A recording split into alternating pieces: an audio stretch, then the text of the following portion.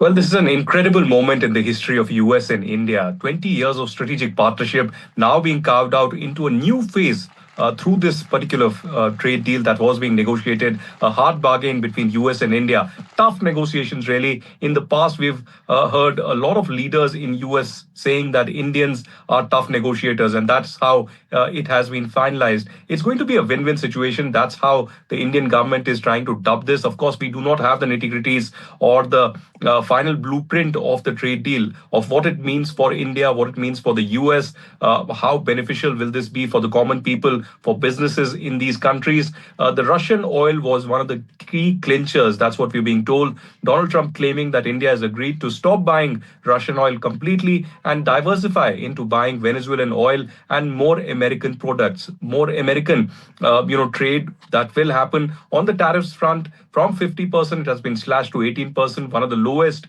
in Asia. We've seen competing economies like Indonesia, Bangladesh, and several others who are at a much higher pedestal of 19% or further.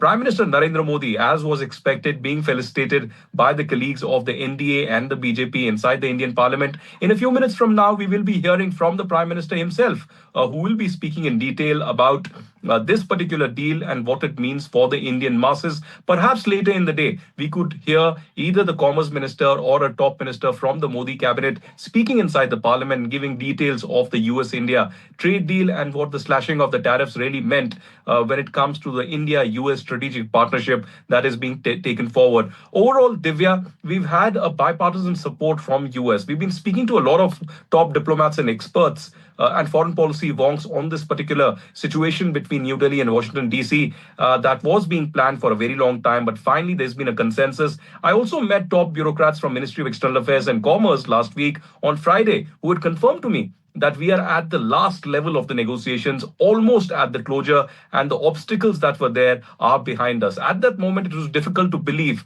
because over the last few months, there have been hectic negotiations, a lot of tough warnings coming in from the US side as well, but particularly from Peter Navarro and Lutnick, who haven't had the best things to say about India. But now it does seem like that is behind us. India and US coming together for the FTA, those visuals coming from the Indian Parliament, where Prime Minister Narendra Modi and, of course, the BJP president being felicitated. And what an incredible moment this is.